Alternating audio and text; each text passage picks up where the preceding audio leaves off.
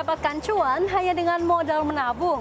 Apalagi sampai ke fase mendapatkan passive income hanya dengan membuka tabungan deposito. Tentunya uang yang disimpan nominalnya dalam penempatan deposito juga harus jumbo ya. Merasa senang karena bunga deposito yang besar adalah sah-sah saja. Namun jangan lupa, investasi melalui deposito bukan berarti tanpa risiko sama sekali. Kira-kira apakah masyarakat sudah paham soal konsep ini? Mari kita tanyakan.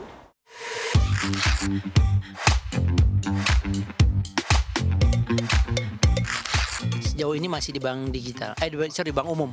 Sementara di bank umum biasa. Ya. Lebih ke umum ya.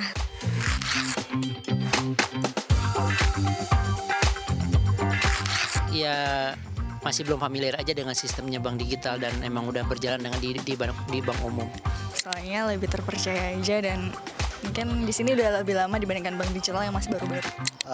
Sebetulnya lebih ke jaminan aja sih. Jadi kalau di bank umum kan walaupun bunganya tidak terlalu gede tapi relatif terjamin dari sisi LPS-nya ya.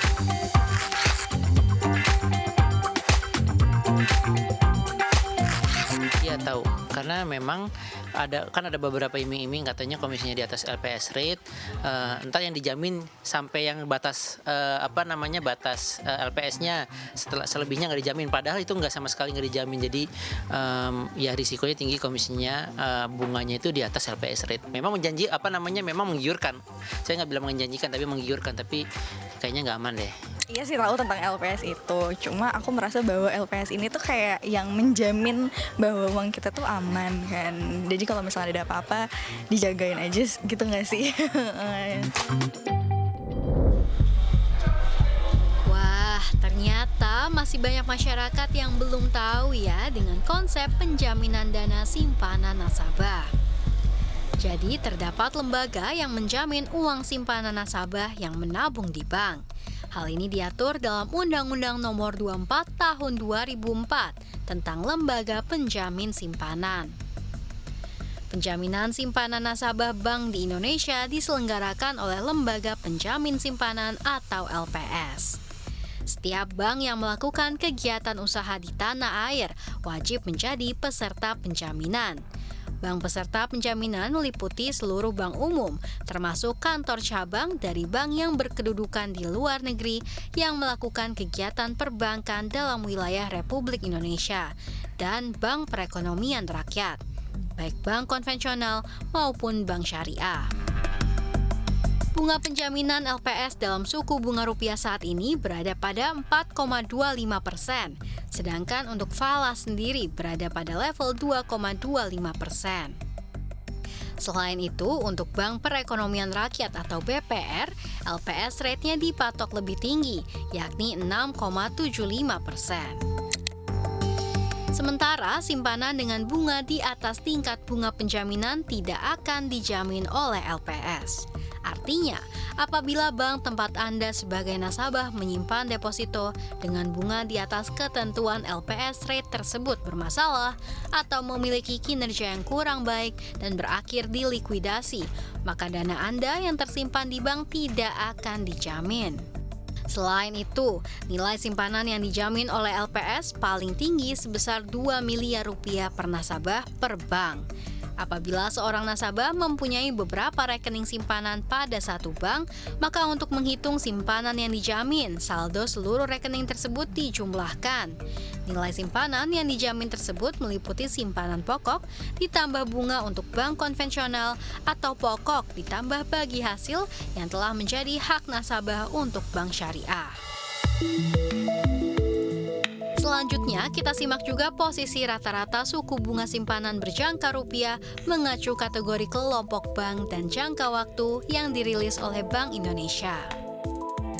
Mengacu data terbaru atau sampai akhir April 2023, kategori bank dengan tingkat bunga simpanan berjangka rupiah tertinggi di RI untuk tenor 1 dan 3 bulan diraih oleh Bank Swasta Nasional, dengan bunga rata-ratanya sebesar 4,4% untuk tenor 1 bulan dan 4,9% untuk rata-rata suku bunga tenor 3 bulan. Kemudian untuk tenor 6 bulan, Bank Swasta Nasional pun tetap menduduki peringkat pertama. Pasalnya, rata-rata suku bunga deposito tenor 6 bulan di Bank Swasta Nasional mencapai 4,97%. Sementara Bank Pembangunan Daerah atau BPD juga menawarkan suku bunga deposito tenor 12 bulan paling tinggi dibandingkan dengan kelompok bank lainnya. Mengacu data BI, rata-rata suku bunga deposito tenor 12 bulan yang diberikan BPD bahkan mencapai 5,73%. Dan yang terakhir, khusus deposito dengan tenor 24 bulan, bank yang memberikan bunga paling tinggi ternyata adalah Bank BUMN. Mengacu data BI, bank pelat merah ini telah memberikan rata-rata suku bunga deposito sebesar 5,58%. Ya, usai kita mempelajari tren suku bunga simpanan berjangka rupiah untuk bank berkonsep konvensional, mari kita bedah juga tren rata-rata suku bunga deposito di beberapa bank berkonsep digital atau bank digital.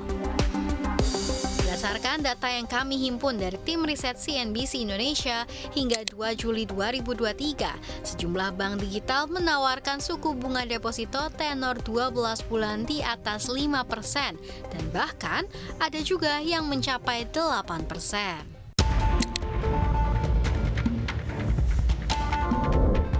Ya pemirsa, untuk mengetahui apa saja penyebab dari berbagai bank menaikkan suku bunga deposito yang tinggi di tengah pertumbuhan total dari dana pihak ketiga yang justru melandai, sudah bergabung bersama saya secara daring David Sumual selaku Chief Economist PT Bank Sentral Asia Tbk. Ya Pak David, jika mengacu data BI hingga April 2023, secara rata-rata bunga deposito di perbankan masih banyak yang di atas ketentuan LPS rate.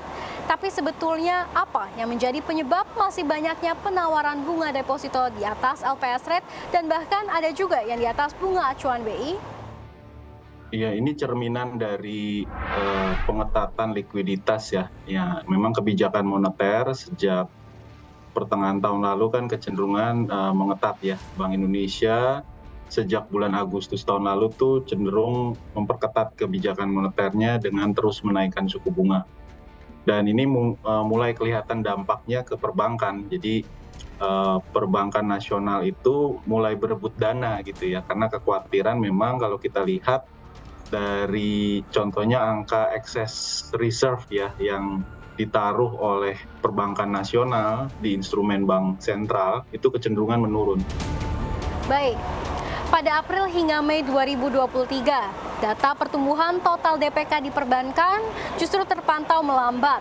Apakah hal ini memicu sulit bagi bank untuk menurunkan bunga depositonya terlalu rendah karena khawatir banyak dana-dana deposan yang justru hengkang? Ya itu selain kebijakan moneter yang ketat, memang kondisi likuiditasnya memang mengetat ya akibat tadi salah satu disebutkan soal ya harga komoditas juga kecenderungan menurun kan kita perhatikan ya. Jadi trade surplus kita tidak setinggi tahun lalu. Jadi kecenderungan menurun dan ini kelihatan juga proyeksi kami ke arah semester 2 current account ini yang tadinya surplusnya akan makin mengecil dan kemungkinan malah bisa saja defisit. Lalu juga dari segi perputaran uang ya.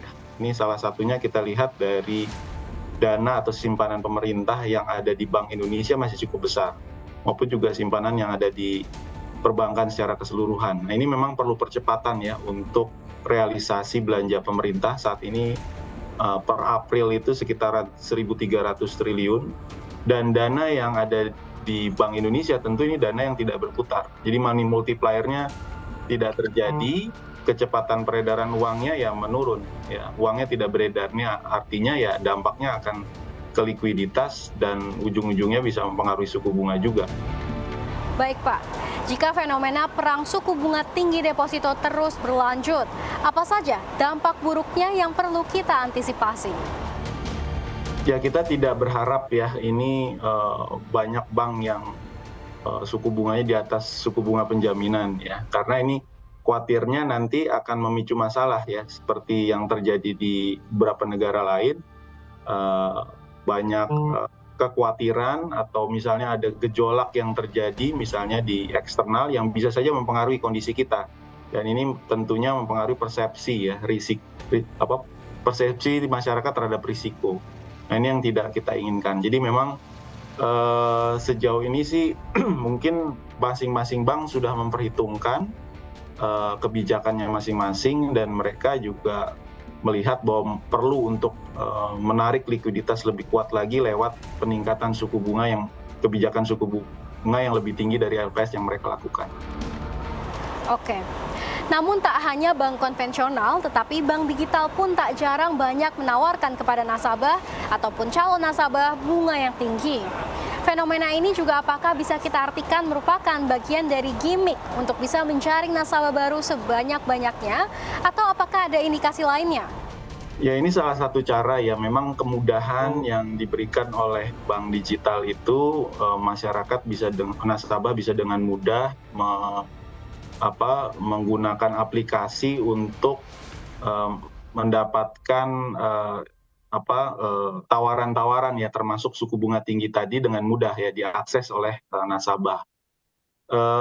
Ya memang ini salah satu cara ya, dan memang kita tahu fenomena neobank atau bank digital ini adalah fenomena baru ya. Jadi mereka secara industri juga masih bayi ya, dan memang salah satu gimmick yang mereka bisa lakukan adalah dengan memberikan suku bunga yang relatif lebih tinggi ya. Jadi untuk memberikan insentif buat nasabah untuk masuk ke instrumen-instrumen yang mereka tawarkan.